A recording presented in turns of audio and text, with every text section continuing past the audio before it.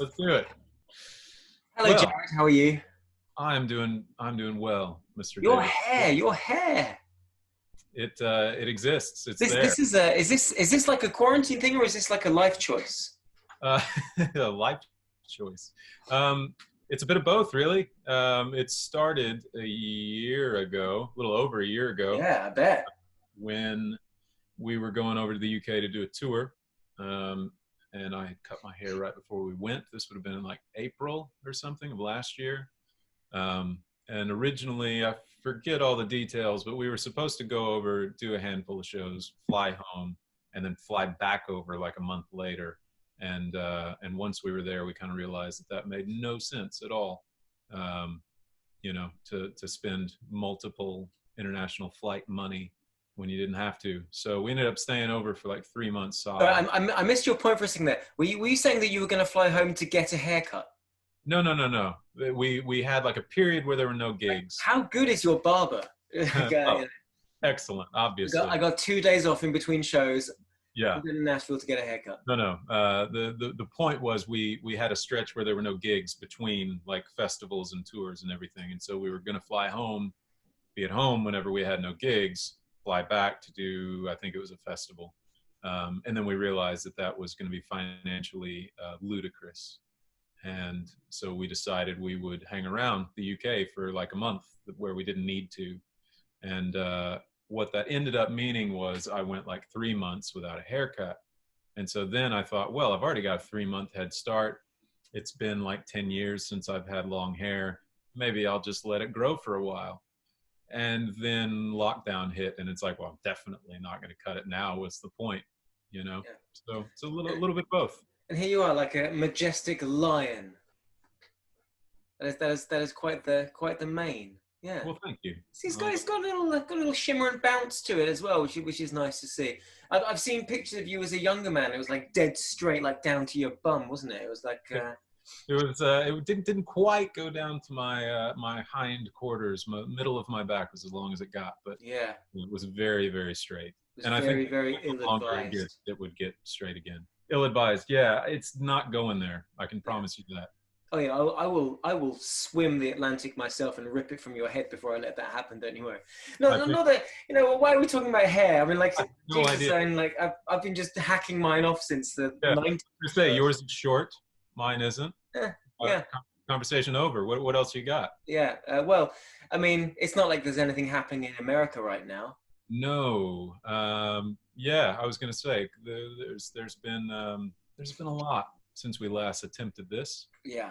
Um, when we were trying this the first time around, kind of the main storyline was COVID-19, which is still a very real thing, Yeah. obviously.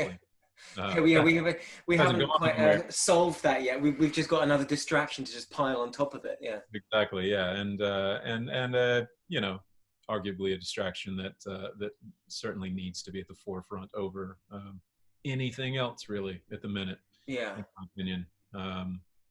So yeah, it's been an intense time, and trying our best to learn and educate ourselves and figure out how we can best support, because this, in my opinion anyway, I know there are people out there that will disagree, probably not ones that will watch this, but it seems like it's a no-brainer that people should be treated equally regardless of anything, especially something as silly as skin color. So yeah, trying to figure out how we can help on that Mm.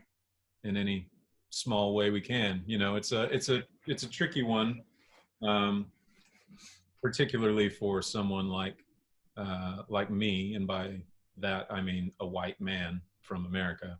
Um, you,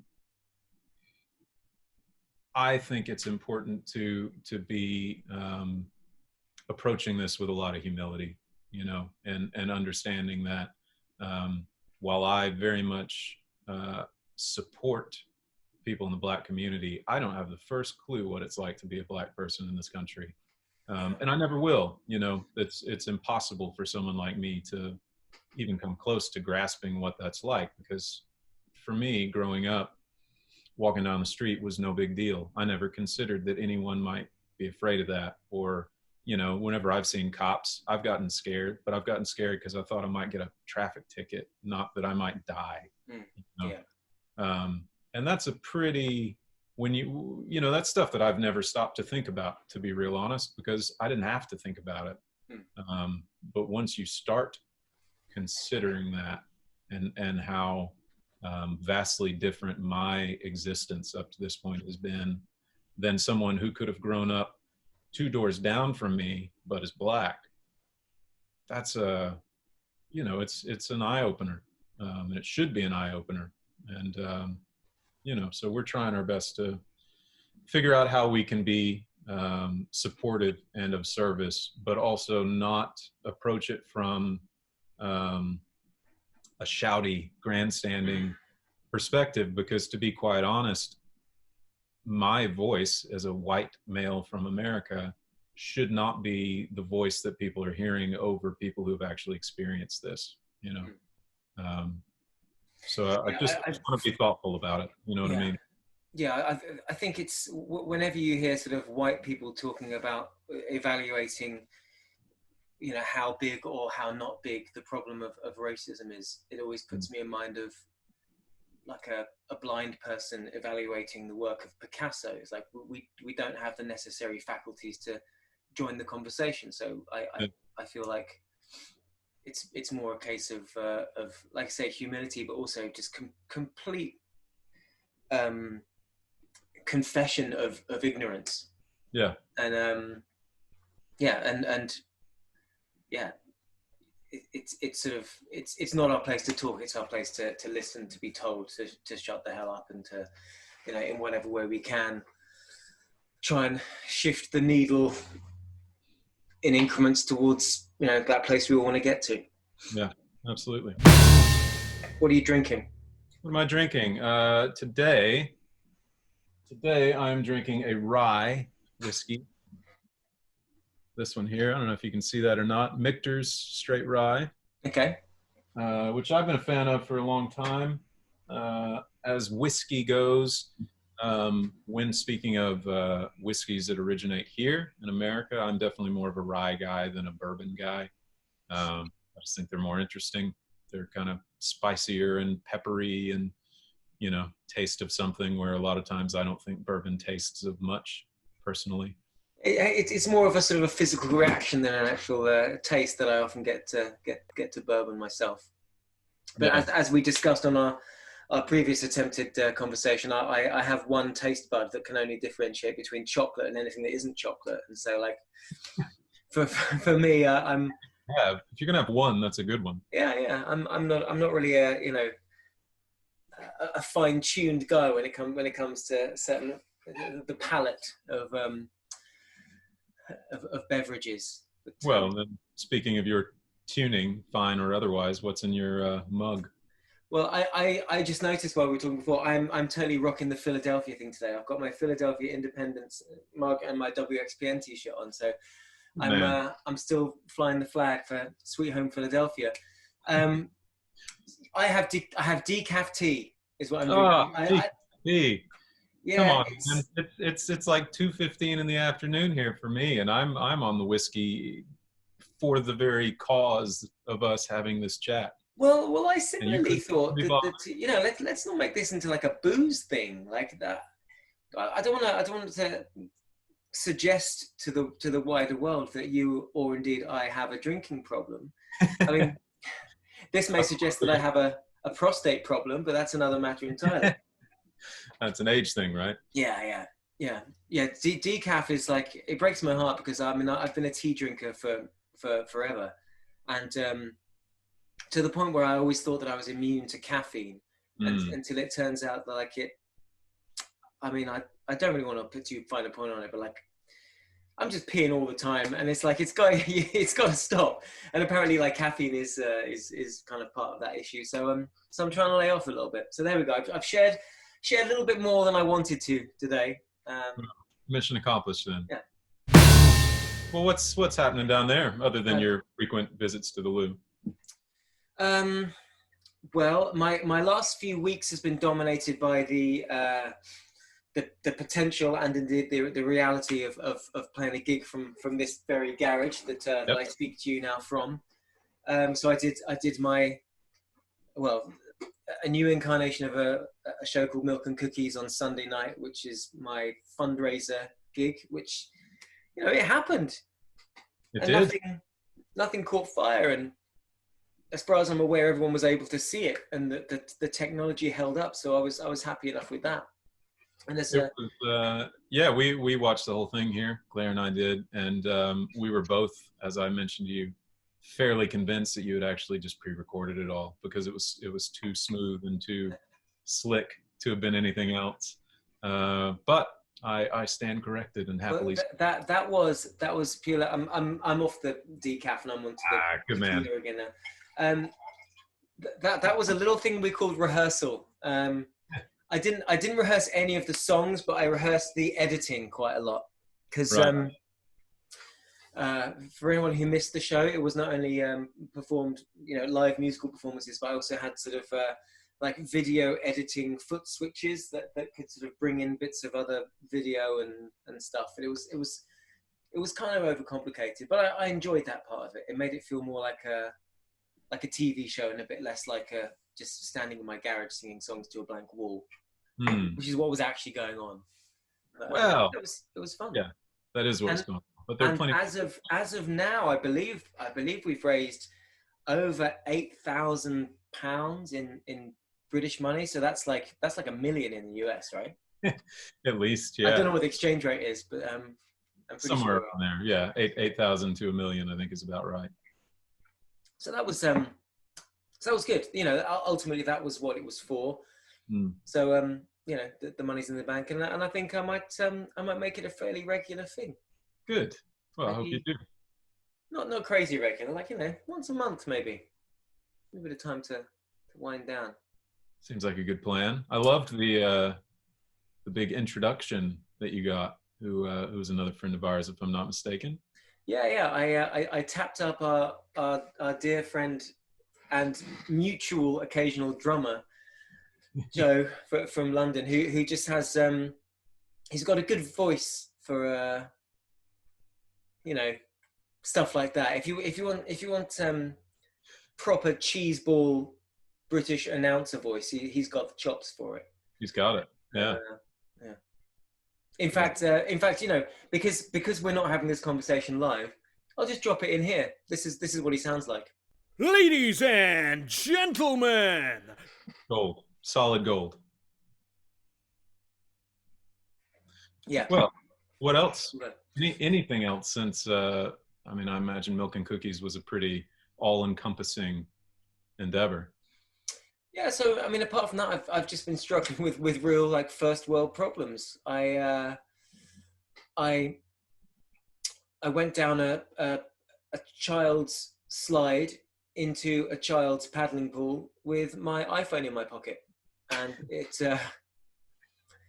didn't like that too much and stopped working. So I spent a week sort of entirely out of contact with, you know, the regular world. You know, insofar as the things you do with a phone, which it appears have become, it's become like the dominant thing in everybody's life. And I didn't realize the extent to which that was the case until I was without it and blissfully without it, I should add. So I was, I didn't, you know, text or WhatsApp or phone anyone for a week. And you know, the craziest thing, I don't think anybody noticed. Like, well, I was going to say for the first time in like the 8 years that I've known you, you actually had a valid excuse for not returning my text messages, other than just not returning them because you're you. Yeah, I never sort of adhered to this idea that a message sent instantly means that you're contractually obliged to return it. Like, I'm not always ready to have a conversation with someone. I think it's like back in the day when all you had was a home phone. You could leave it off the hook, or, you know, or not answer it, and it wouldn't be a scandal. You know, if you didn't answer the phone, people would just go, "Oh, they're not at home." But you're never allowed to be not at home anymore. You can't not be contactable. and I kind of miss it. Sometimes I just want to be left the hell alone and just think my thoughts. I think those that know you know that you still adhere to those old practices of leaving your phone off the hook or in a paddle, whichever one it is. And I hope people don't think that I'm being rude. Well, they do. I am being rude, but I hope that people aren't offended by my rudeness. Oh no. And see it as some kind of strange charm. Not sure I take it that far, but we've accepted that it's who you are. Yeah. Yeah, okay.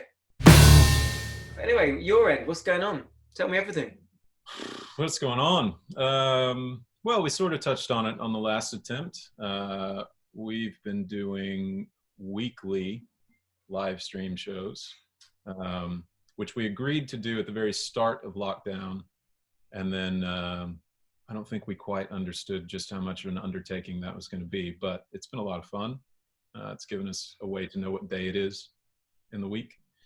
And then been writing, written a few tunes completely in the lockdown period, and working on a few others. Have demoed out a bunch of tunes that I'd written before to go for the next record. So trying to be productive and proactive, I guess. So the new record's shaping up. Do you know, have you got closing in on a bunch of songs that you want to record?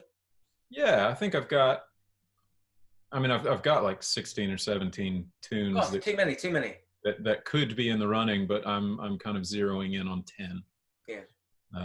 Now, who knows by the time I actually get into a studio if those will be the same 10, but that's the goal anyway. And are you in an ideal situation, are you a record, like choose your 10, record 10, that's the 10, or are you like record? Because I know some people, when they're making a record, will record 30 and choose the best 10. Now, obviously, we don't all have the luxury of infinite studio time to be able to do that. But in an ideal world, is that how you'd work? You'd just record like loads of stuff and then choose? Sort of. I've always been envious of that because it's a handy thing to have, is recorded material that is release worthy, So I still think I would probably zero in on the 10 that in my gut I knew were the right ones for the record. But there are moments where a tune that maybe you're not entirely sure about, you get into the studio and certain things happen and ideas float around and the song kind of morphs into something that all of a sudden you say, oh wait, this is a more legitimate piece of work than I was giving it credit, Yeah. And of course the inverse is also true, that you often go in with like, this is it, this is the hit, this is the one, and it turns out to be a stinker. And by all means. Yeah. So I'd love to have the studio time to be able to, maybe not 30 tunes, but have like 4 or 5 that could get released, may never get released, but the option's there. Yeah, for my part, I sort of have this kind of wait, you may not believe this. I have this sort of arrogance of no of going, well, look, I'm not an idiot here. I know what the good songs are, I know what the bad songs are. Why would I record the songs that aren't as good as the good ones? So for me, it's always like I know my best 10 going in. That's my 10. So I'm just going to record those, and there's your record. Yeah. And I've never had it be the case that I then end up going, oh, I'm short on material, or or oh God, I wish I'd recorded this other one. It always seems to kind of work out pretty much how I hoped it would. Now, I don't know if that's just me being deluded and actually not having the necessary quality control to realize when I'm doing something that stinks. But I like to flip the other way and kind of go, I'm just a complete master of my craft, and I know I'm just in control of every step.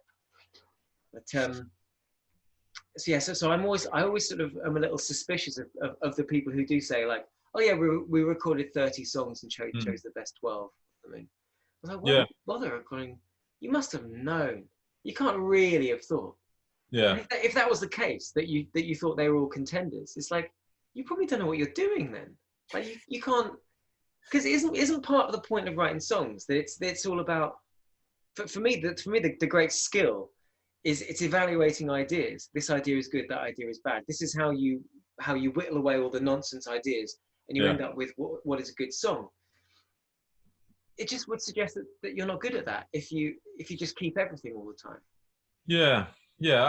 I sort of understand having that many songs that could potentially go on a record, but unless you have just written like the most brilliant triple album of all time, I agree. You're going to know which ones stand on their own 2 feet and which ones don't. Well, okay then, which brings me on to like a perennial question of mine, I'm not saying that it. Anyway, I'll just ask you: Is there any double or triple album ever made that wouldn't have been better had they just made it a single album? You know, of the highlights of the double album. Yeah, none are popping to mind. I'll give you that.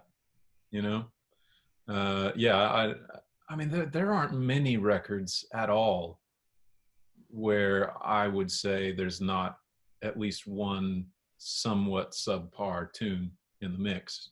You know, there are a few out there where you say, you know what, every track is amazing. But well, go on then. Let's name those. Who's made an album that's got absolutely no filler on it? Billy Joel, The Stranger. Yeah, I mean, I've got to say, side one of that is about as good as side one. Side two, you know, Get It Right the First Time. All right, if Get It Right the First Time is as bad as the song is going to get on a record, I mean, it's pretty damn good. It's not. You know, I think that probably suffers from quite how good the rest of it is. Yeah, I think it does. It has dips. But I mean, yeah. I will totally say that I often think of that as being about one of the best side A's of any record ever. It's terrifying how good that record is. Yeah. What about you? Are there any that you? Well, first, are there any double records? No, I mean, well, this is why I ask. I can't think of any double records that wouldn't I think have been better. But then I think 45 minutes tops for an album. I think listening to a double album is kind of, it's too much anyway. Who has the patience and the I agree, man. 45 minutes, I think at the absolute top, you know. Yeah. I'm getting to where I kind of think an 8-song album, a 9-song album is really kind of the sweet spot, you know, particularly with how music is consumed now. You know, most people aren't listening in an album format. They're streaming it online. They're kind of cherry picking songs, hopping around. And so does it even matter then if you make an album, or if you just like make songs and you know, throw them into the world? I mean, that probably makes more sense. I'm still kind of too stubborn to give up the album format.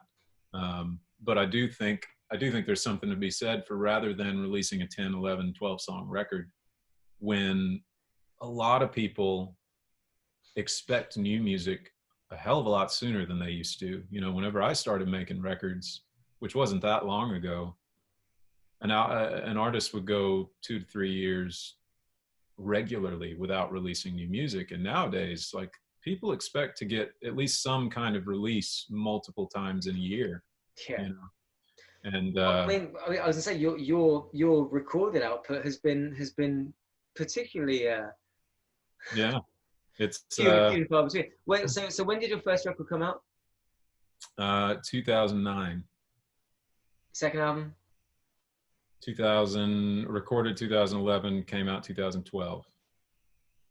Oh, okay. Oh, not as bad as I thought. I thought there was like a 5-year gap between, you know, making the first and second record. No. Obviously, with Ready the Horses, there's been a massive roadblock and delay time.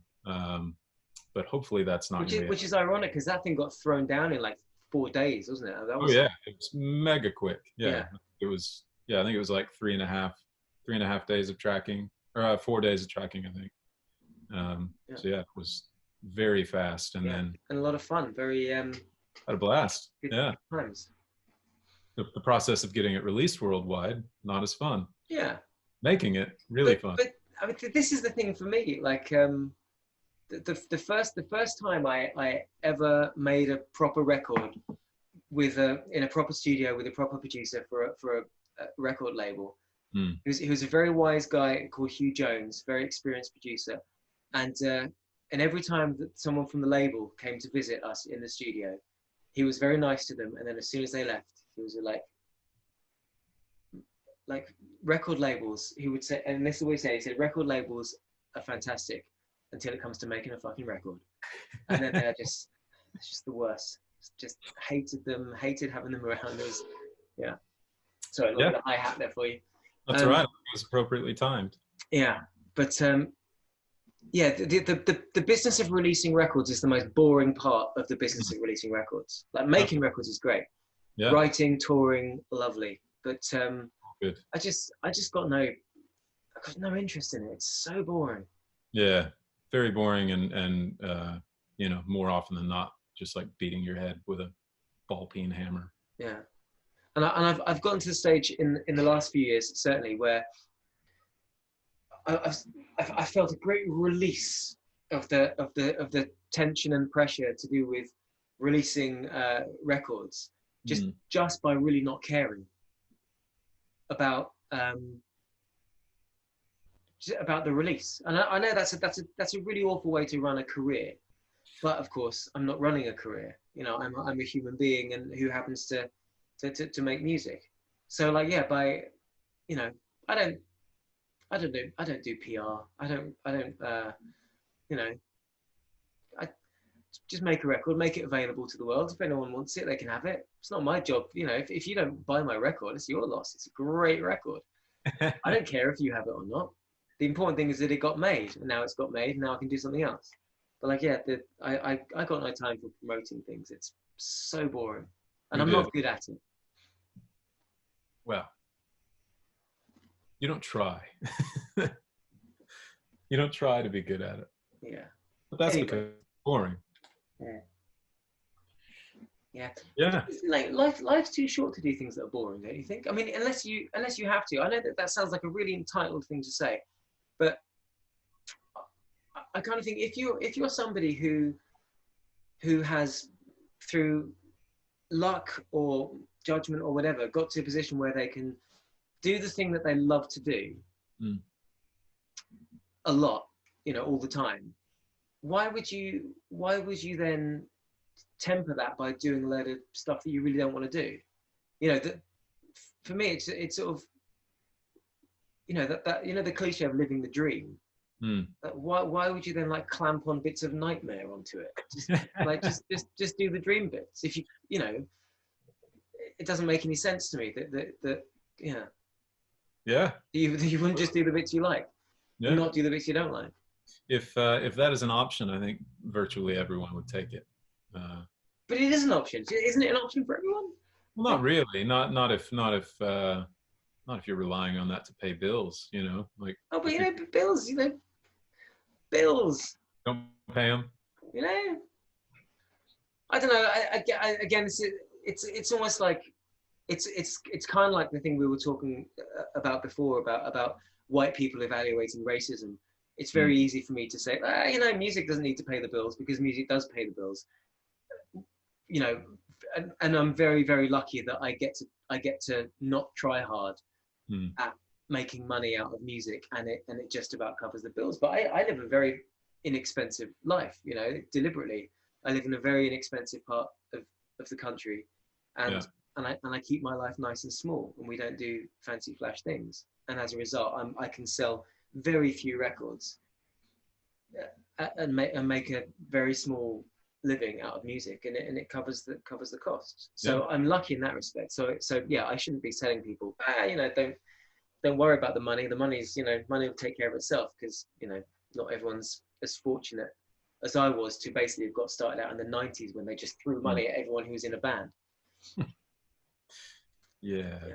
It's a different world. It was, yeah. Well, when I started out, I think if you started a band, they'd give you a record deal. That was pretty much it. Everyone was getting them.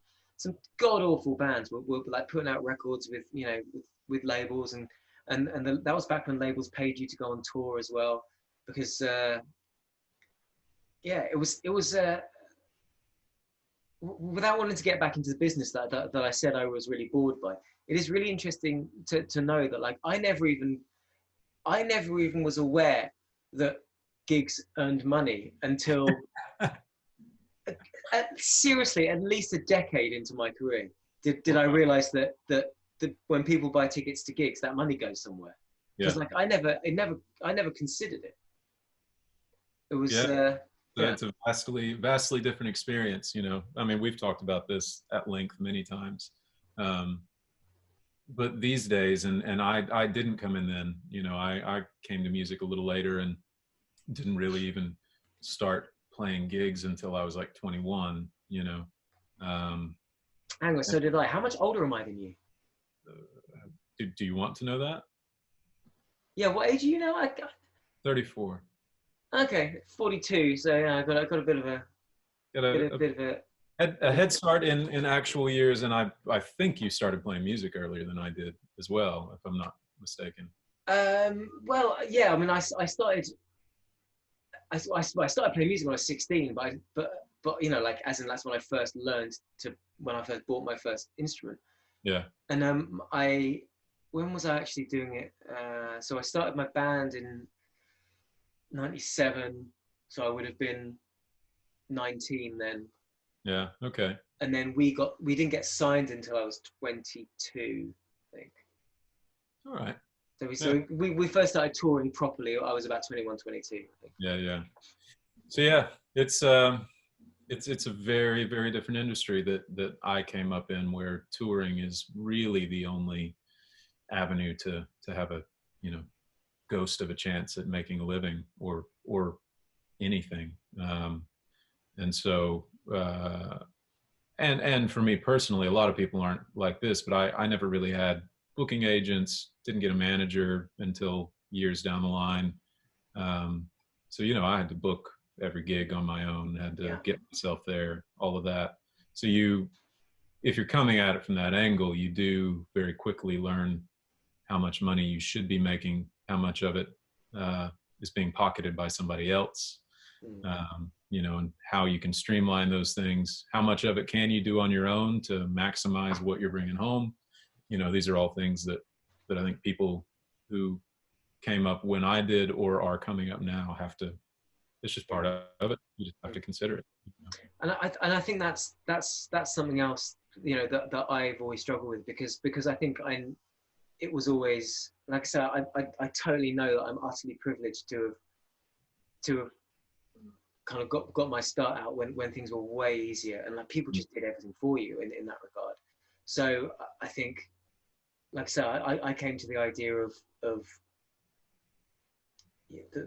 the actual day-to-day financial implications of making music really late, and so I never, for me it still feels like alien to think about, to equate like making money with singing songs. Like the two things, it always seemed to be just something that magically happens somewhere else in the ether, because one day a record label gives you a big pile of money and you live off that, and you make your songs, and then like they sort of generate some income somehow, and they magically, you know, work out that you know, still owe them 100 grand or something. But it's they're still doing that, don't worry. Yeah. I know that. Yeah, I actually found we recently had a tidy out, because obviously, you know, lockdown, what else do you do? But you go through your paperwork and throw out things you don't need anymore. I found this old royalty statement from my first band, and we were always like, we were always complaining that as no, see if you recognize this, that like, I don't think they're really doing anything to like promote our record. It's like, you know, you see we'd go through London, and there'd be all these adverts for other bands that we knew on the tube, like a full tube train with their faces on it. And it's like, we haven't got so much got something written in Sharpie on a lamppost, like advertising our record. Oh, we know that. Anyway, so I found a statement saying that we were £500,000 in the hole for just the expenses of what they'd spent on us. I was like, wow, that is either creative accounting, or we were a fucking terrible band, and like we just hemorrhaged the money, and they were trying really hard and spending like £500,000 on trying to make us famous, but like we were that bad. I would argue that it's probably the former, and The truth is somewhere in between. The truth's always somewhere in between. Somewhere in between, sure. Yeah.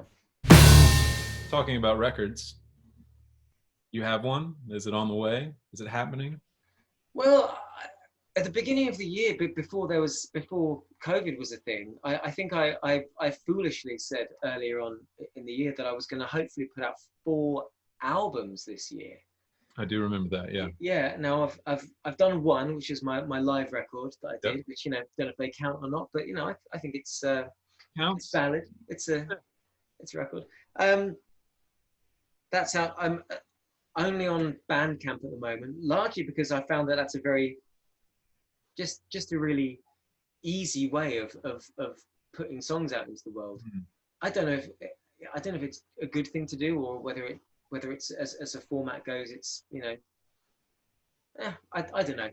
Yeah. I just did that because it was very easy to do, and then it's out there, and now I don't have to think about it anymore. Sure. So I've got my live record, which has gone up there. It might go in other places at some other time. I've recorded now I have to get the terminology right, because it's not a jazz record, but it's a record that I recorded with a group of jazz musicians who, you know, brought their own particular flavor to a bunch of my songs, and I'm really excited about that record. I think it's the best record I've ever made, and it's nearly finished. It's still being mixed at the moment by my boy James in New York. Yeah. But I'm mad about it, largely because it's usually when I make records, it's me playing all the instruments, and I can get by to a point across a number of different surfaces, but I'm not really an expert at any of them. And these guys are like crazy good. Yeah. And so to work with, I mean, just to work with other musicians was really exciting. And to work with really great musicians was also very exciting. And then to work with great musicians who sort of come from a place of origin and from a genre that I really don't know and don't get and don't pretend to get, and sort of see what happened in the cross-pollination of our different directions and influences. I mean, I love how it came out.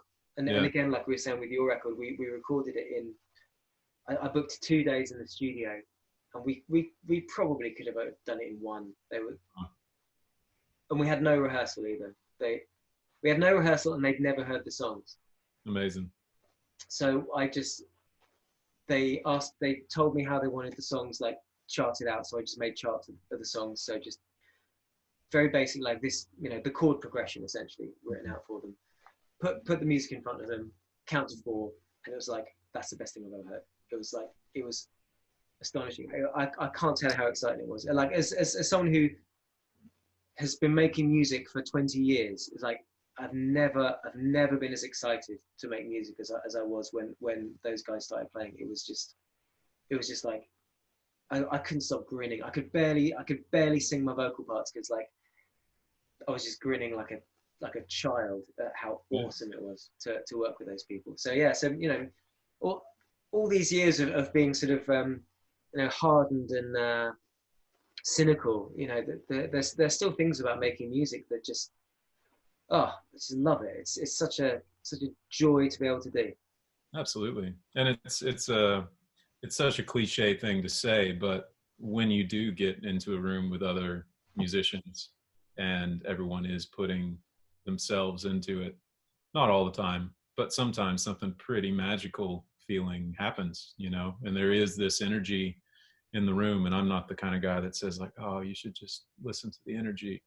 That ain't me. But there is something that happens between people who are playing music together that just stirs something inside of you. And it's once you feel it, you never want to stop doing it, or at least that's how it's been for me. Yeah, I certainly get it. Like, you know, as much as yourself, I play solo a lot, and I really do enjoy it. But there's something so great about getting a band on stage.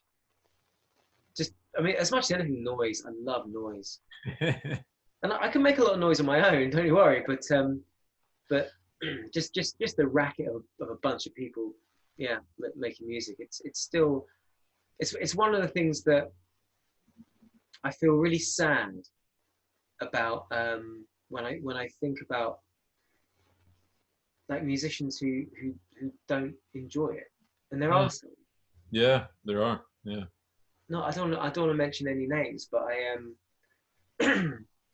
somebody that I knew a bit used to be a session player in this fairly, well, I say fairly, like very successful, like, you know, sold millions of records singer.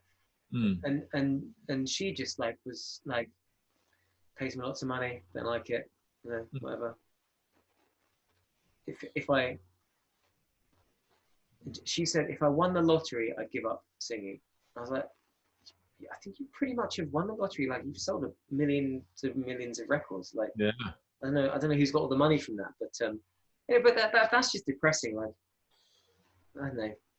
I just sure we can guess who got the lion's share of the money from that, but all the same, yeah, that's heartbreaking to hear. You know, it should be a joyous thing to do. Not that it doesn't have its struggles. It certainly does, like anything. But man, getting to play music is the best. Yeah, it is.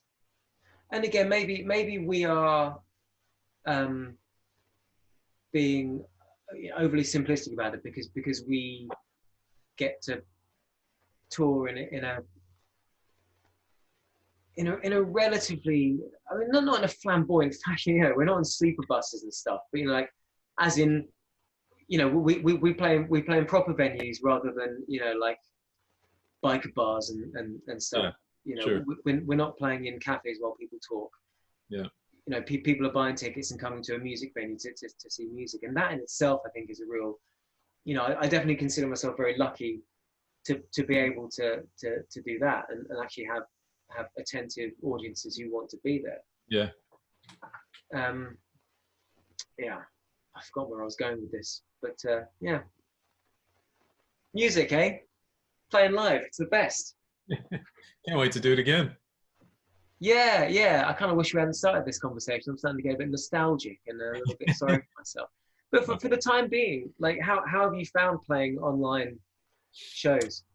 The physical act of playing an online show is weird. I'm not gonna sugarcoat it. Is it that moment when you finish the song in the silence? Yeah, yeah. That's the biggest part. You know, the fact that you're just singing to a phone that's pointed your direction is weird, and then finishing a song and literally getting nothing back. Not even, you know, even if it's silent after you finish a tune, you can see facial expressions for the people in the first couple of rows or something, you know, like you get. How many times has that happened to you? Like, where you finish a song and it's silent? It's complete silence. There have been times where there has been a delayed applause, right? Which is always a little stressful. I love those. I'm a big fan of delayed applause. It's when there is no applause. That's what I was implying. Like, that hasn't happened, but yeah, it's just the energy that you get and give at a live show when there are people in the audience in the same room. It just doesn't exist in this format. It can't exist in this format. So you know, you can finish a tune, you can look back at your screen and see what comments are coming in, and that's great. You know, and it's been amazing for us to be able to do it at all, because it's, you know, if I had to go 3 months without playing a gig of any sort, I'd go insane, you know. So to be able to stay connected to our fans, and for us just to be able to sing some tunes with anyone listening has been huge. But it's not the same, you know. Yeah. And it can't be the same. I don't think I realized the extent to which you really read the room when you play, and you make little adjustments to the performance and just delivery, the tempo sometimes. Yeah. Like in the moment, and you're not necessarily sort of thinking about it. I suppose it's like driving a car. If you've been driving for a few years, you don't really think about what you're doing. It just comes as second nature. I think it's like that playing live to a room. You instinctively, very quickly, almost like instantaneously, sort of read and again to use the rather horrible hippie terminology, like the vibe in the room, like the energy, and you know when you've got it. And it's one of the best things about playing live, I find, is like there are some times where you play a show and you go, I've got them. I've absolutely got them. They're in the pocket. Yep. I'm not letting you go. You're mine for the next hour. And usually when you get that moment, you if you're lucky, you can hang on to it for the duration of a show, and it'll be the best gig you've ever done. Yeah. And you can feel it, and you can tell that everyone else feels it. But like if you're just if I'm just in the garage, I honestly don't know if I don't know if my show sucks or if I'm nailing it. It's so weird because you don't get anything back. But that's it. I mean, I can't tell you how many times. I think we've done like, I don't know, 13 or 14 of these live gigs so far throughout lockdown, both our own and then some that we've done on other pages. And there have been so many times where we've finished the gig and Claire and I look at each other and be like, well, I hope that was all right, because I have no idea, like I know we played the songs. I know that happened. The other thing is I don't even, like, it was at the end of my show the other night, so no idea if anyone saw that. Like, I don't know if I pressed the go button at the beginning of the show? Yeah. Maybe I just did all that to myself. Yeah. Absolutely, yeah. Yeah, there have been a few times where, for our own streams, Claire usually has a laptop kind of off to the side, out of view, where she then can see that it is streaming, which is weird in itself, because you can kind of accidentally glance over and see yourself, but with a delay, which is weird. But yeah, there have been a few times where that's just cut out altogether, and you don't know if the feed is cut out or if that has just cut out. So you're like, well, do I keep playing? Do I not keep playing? Crap, what am I doing? What song am I singing? Yeah. So it's a very different thing, And the longer this goes on, I'm sure we're all going to get better about doing them. But hopefully there's not enough time for that. We can just get back to doing it in sweaty, smelly rock clubs. Because of course we have a tour together, which is like the next thing on both of our calendars. Yeah. Which is constantly getting kicked further and further, down the road as we work out when the world is going to reopen for live music. And I'm just really curious as to what form that's going to take, because I mean, I think like music venues have got to be like the last thing to open up again. Yeah, because you're talking, the whole point of it is getting as many people as possible into a confined space. Yeah, and getting them hot. Yeah, absolutely. It's hard to fathom how that could come back anytime soon. At least while everything else is still only incrementally coming back. Surely that can't safely happen.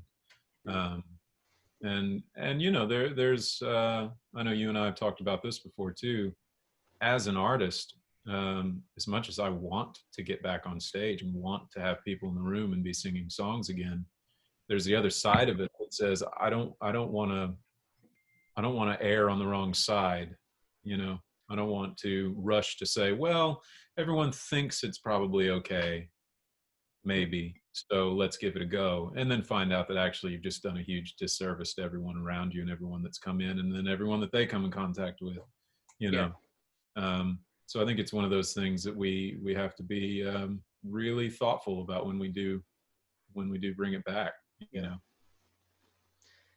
absolutely. I feel like if they, even when it's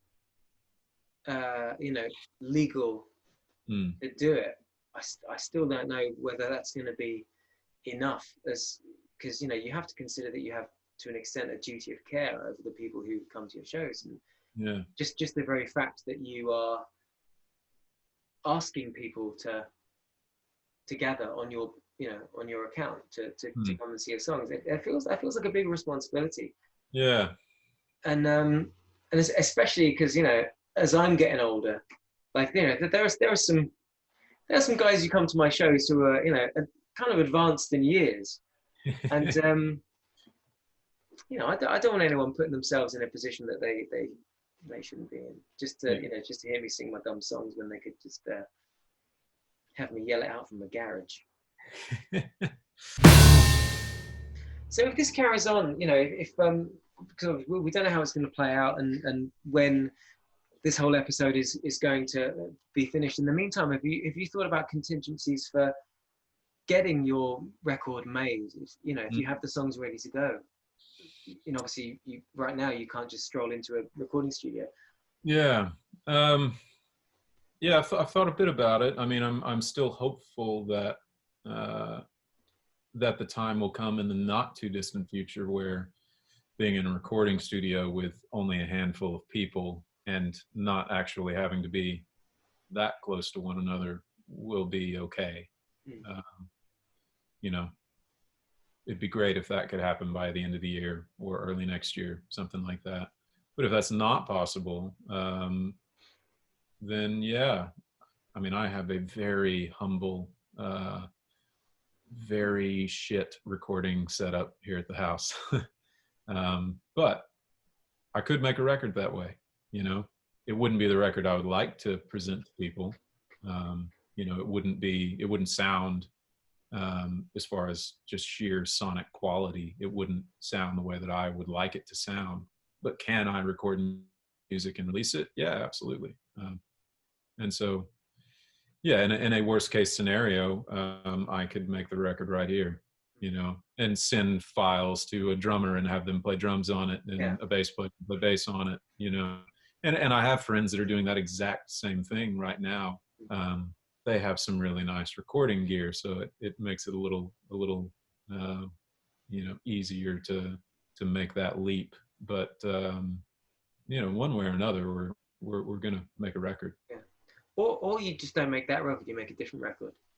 True. You know, and I'm a big fan of the idea that you know, you it doesn't matter what recording gear you've got, your recording gear can't write your songs for you. No, and there's obviously the song has to be the main thing. That said, a song recorded well versus that same song not recorded well, there is a difference. A lot of people won't hear it, but true, you know. But then you get some records like not that I want to put them in the same bracket by any means, but like you've got like a Nebraska by Springsteen, recorded on like a 4-track or an 8-track, you know, cassette machine, and it does have a certain vibe to it that, you know, it kind of sounds a bit shit in a way that I find sort of, you know, charming and enjoyable in a way that maybe it wouldn't have that same sort of feel if it had that sort of slick studio thing. And the other record that I think has the advantage of sounding like crap is my first solo album, which is like it's preposterously recorded because I didn't know what I was doing. I just did it at home with some very substandard gear, but it's like it sounds like a very strange record. Yeah. Because it's a very strange record, and people really responded positively to it. I think because it's not like anything they'd ever heard before. Because no one makes records like that. Because why would you? Yeah. You know, bad choices all over the place. But you know, it didn't sound like what people were doing. It had its own sort of weird, unique charm. I don't know, but it was all just riddled with shortcomings. So what I'm saying is, do that. Make a horrible sounding record of great songs, and the world will be your oyster. Right. What else? Anything else? I think I've got nothing more for you. We should maybe do this again next week, see if we can find anything more interesting to say, or have we just, that's it? I don't need to talk to you for another 9 months now. I mean, 9 months is pretty generous, at least not where we can see one another, if at all possible. Oh no, I need to keep tabs on the hair. Maybe see how it's coming on. I'll just maybe I should just set up a camera and give you a time lapse over the next several months. Just follow me around. What's to do with beard as well? Do you trim that? Like I've never had a beard, so I don't know what to. You've had a beard ever since I've known you. Oh no, this isn't a beard though, is it? Like this is just I haven't shaved for a while. this is just, I haven't shaved for a little longer while. Yeah. No, but I mean, I don't know. When does beard become a beard? Like, when does it cross the line into beard? I need to know. Question. I mean, I say you give that another 3 or 4 hours and you're there. I don't think it's gonna last. It's annoying. This is the thing. Like, it feels horrible. Like, it's itchy and stuff, and I can feel it in my mouth. And... Yeah, at that stage, they're very annoying. You have to persevere, or just. Does it get past that? Does it get better? Really? Oh yeah. Once it gets a little, there's a little more there. You don't get the itch. Yeah, really? Does it not does it tickle your neck and stuff? No. Yeah. Okay. I'm not going to do it. I'd look stupid with a beard. Because you've got a long head, I've got a round head. I'd look like big fat mutton chop thing. It wouldn't be good. I think you should give it a go. What do you have to lose, other than the affection of your wife and daughter? Oh no, I lost that a long time ago. That ship has flown, my friend. Yeah. Yeah. I'm in. In fact, while I'm at it, I think I'm going to grow my hair out, and I'm going to facial tattooing. Oh yeah. I mean, yeah.